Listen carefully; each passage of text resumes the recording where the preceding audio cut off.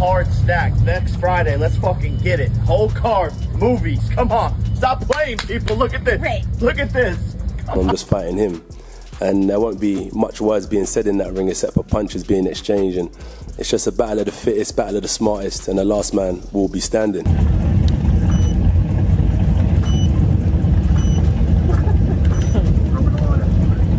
Breaking news in the boxing world as Anthony Joshua's latest face-off leaves Jake Paul visibly shaken. Joshua's sheer presence and the intensity he brings make it clear he's operating on a completely different level. In this moment alone, Jake Paul looks overwhelmed, exposed, and out of his depth.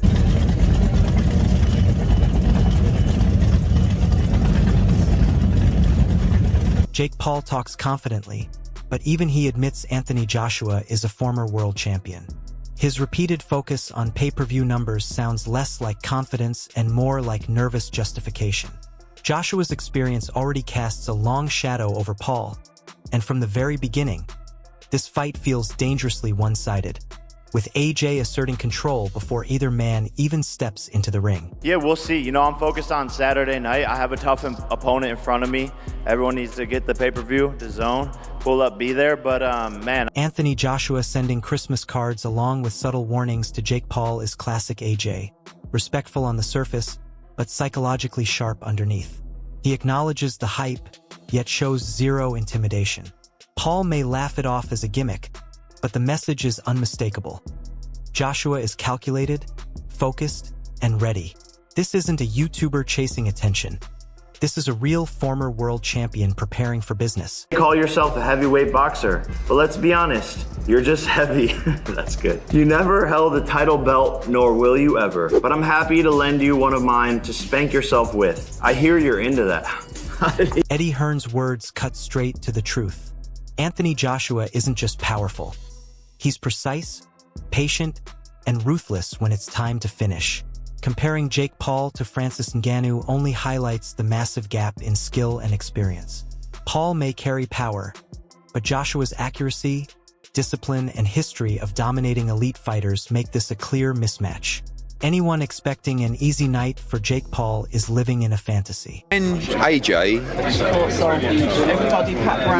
I mean, decapitate's a strong word, but you know, when he renders Jake Paul unconscious like he did to Francis Ngannou, don't then say, oh well, it was Jake Paul. Do you know what I mean? I mean, when AJ beat Francis Ngannou, Ngannou just had a fight that could have gone either way with Tyson Fury. Then Moses delivers a brutally honest assessment. Jake Paul may look competitive against limited opposition, but facing Anthony Joshua is a completely different reality. AJ's Olympic background, championship pedigree, and devastating power make him an impossible obstacle for Paul. Luck won't save him here. Hard work and confidence alone can't bridge the gap in skill, mindset, and experience that separates a former world champion from a social media fighter. You know, I actually think he's a decent boxer, but you're not on the caliber of obviously Anthony Joshua, but David Hay perfectly captures the madness of this matchup. Jake Paul is stepping into a world far removed from YouTube boxing. Anthony Joshua doesn't need to chase dominance. One clean, serious punch could end the fight instantly. Paul's team may believe in an upset, but underestimating Joshua's focus, discipline, and raw power is a dangerous gamble. One that could carry severe consequences. David, do you think people are underestimating how dangerous this fight is? My initial thoughts was this is craziness, this is madness, you know, Jake Paul's going to get hurt. As time's gone by, I'm start thinking, okay, now that initial shock is gone and the fight is taking place, if I'm Jake Paul, why am I taking the fight? What's the point of me putting myself in such harm's way? If Anthony Joshua's ever going to fight terribly, it's going to be against someone he completely overlooks, someone he doesn't believe deserves to be in the ring with him. All it takes is one shot, and I think Jake Paul and his team believe what they've got is enough to somehow pull off one of the biggest upsets in the history of boxing. Roy Jones Jr. doesn't sugarcoat it. Jake Paul is out of his depth. Anthony Joshua is a seasoned veteran, a world champion who understands how to close the show. Paul might possess some power and basic skill, but against a fighter with Joshua's experience and fight IQ, he has no real path to victory. AJ would read him early and expose him fast. Big news also this past week, AJ versus Jake. I mean, everyone's been calling for Jake to fight a real fighter. What do you think? And Jake gonna fight a real fighter, and if the real fighter fights like a real fighter, then Jake gonna take a real nap. AJ, he showed you with Ngannou. He ain't one of these guys that just go pick out trees and say, oh, I'm gonna fight AJ. No. AJ is an Olympian. AJ is a former world champion. AJ is not two-time world champion. AJ is nothing to play with. So when you go in with AJ, have your mind right, cause if you can't take it, he gonna find out. Were you surprised when you heard about that? No, I was not. So you think he's going to knock him out, though, AJ? He's going to definitely knock him out. Because, I mean, don't get it wrong. Jake's smart, and Jake does have the power. If he can catch him first, he knows if he can catch AJ first, he can get AJ out. But he don't catch AJ first. Just like Ngannou couldn't catch him first. AJ been boxing a long time. AJ better than they give him. Amir Khan breaks down the mismatch clearly.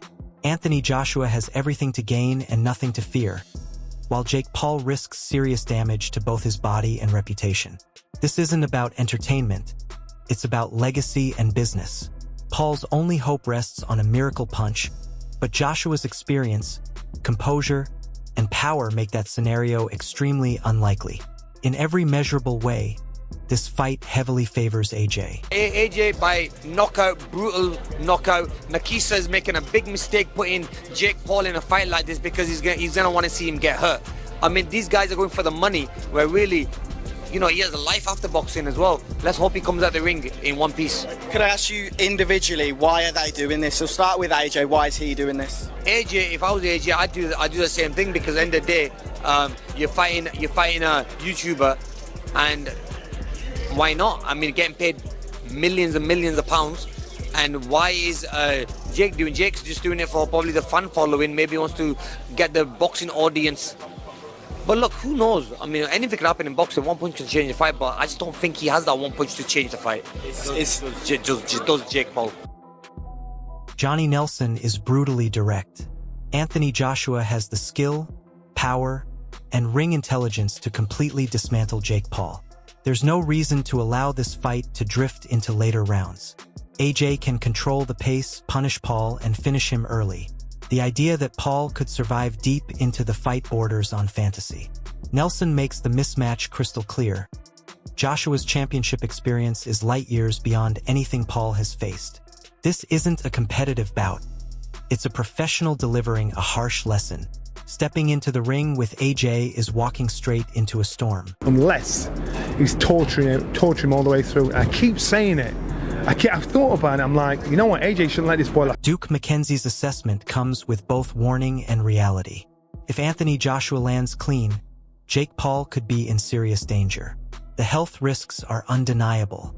Still, the commercial pull of the fight makes it unavoidable. Joshua's strength, technique, and experience separate him completely from Paul. This isn't a standard matchup. It's a calculated business decision that overwhelmingly favors AJ. McKenzie's concern underlines just how dangerous this scenario is for Paul. From a fan's perspective, it's thrilling.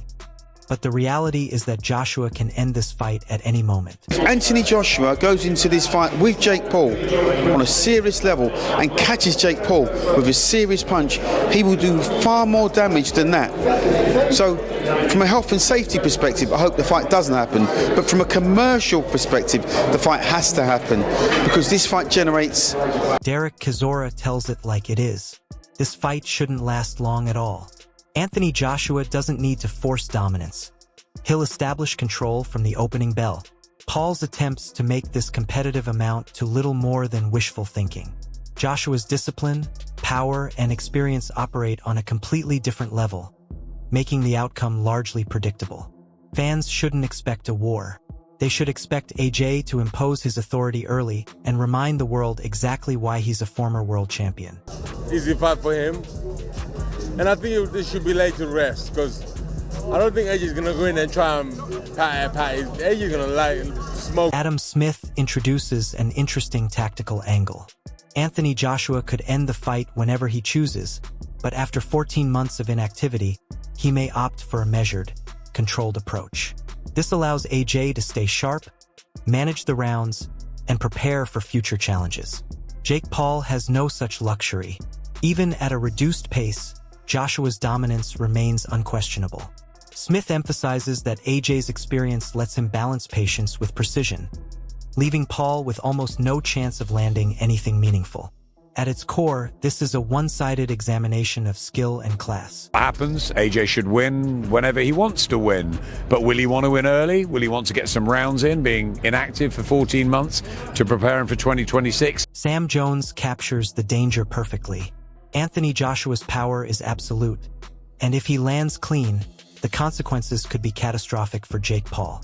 Comparisons to Francis Nganou's knockout highlight just how serious the threat is.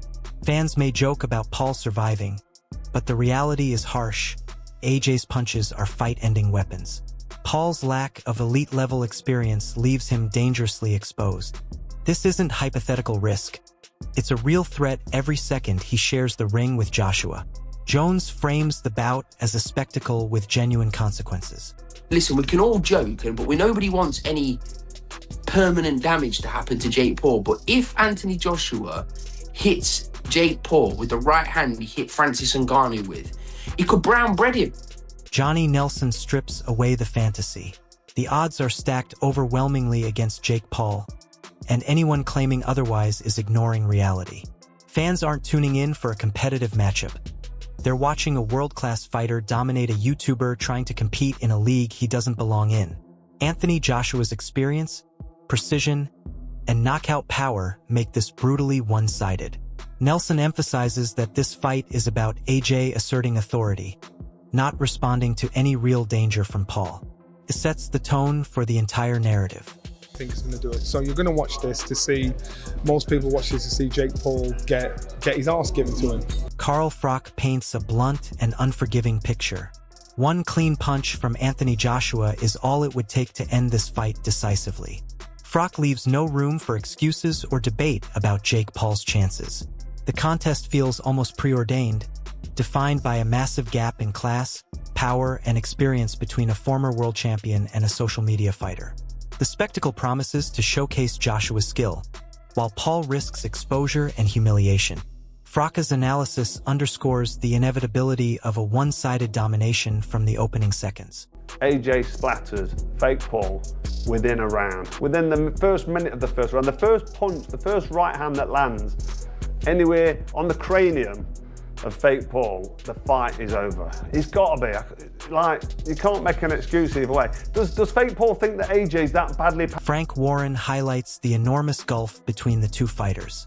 Anthony Joshua's Olympic pedigree, world titles, and natural size make him an overwhelming favorite. Jake Paul's lack of amateur background and limited professional experience place him at a severe disadvantage. Dangerous only in hype, not in reality. Warren frames the fight as a spectacle rather than a competition, making it clear that Joshua's experience and technique will dictate every moment. Paul is stepping into deep waters against a proven champion. AJ will go in as a massive favourite, former two-time world champion, naturally a natural big heavyweight, gold medalist Olympic Games against a guy who never had any amateur fights. What's he had, about 10 or 12 pro fights? Been accused of not fighting. Roy Jones Jr. reinforces what many fans already believe. Anthony Joshua is going to knock Jake Paul out. While Paul may possess power, his timing, awareness, and experience fall far short of Joshua's level. Roy emphasizes that AJ's ring intelligence makes him nearly impossible to surprise or catch clean. Paul's hope exists more in imagination than reality. The fight is presented as an inevitability, Joshua neutralizing every threat and asserting dominance in every measurable category. So definitely knock him out. Because, I mean, don't get it wrong, Jake's smart, and Jake does have the power if he can catch him first. He knows if he can catch AJ first, he can get AJ out. But he don't catch AJ first. Like Ngannou couldn't catch him first. Tony Bellew focuses on the physical mismatch. Anthony Joshua's size, weight, and natural athleticism tower over Jake Paul. Bellew's skepticism underscores how unlikely it is for Paul to withstand Joshua's power or technical ability. Even with gloves on, the difference is glaring. Joshua's superiority isn't just technical, it's physical, imposing, and intimidating. Paul is entering a genuinely dangerous environment against a true world-class boxer. Who's now 5 inches bigger than you, maybe more, or 4 or 5 inches, and about 100 pounds heavier. You just don't go from there right up to there. I don't believe it. And I won't believe it until the two of them got 10-ounce gloves on in a boxing ring. Because if Anthony Joshua puts 10-ounce gloves on and gets in a boxing ring and Jake Paul is in the other corner, this won't last long. Deontay Wilder cuts straight to the core. Jake Paul has never faced a true professional of Anthony Joshua's caliber. Previous bouts against entertainers or unproven opponents mean little at this level.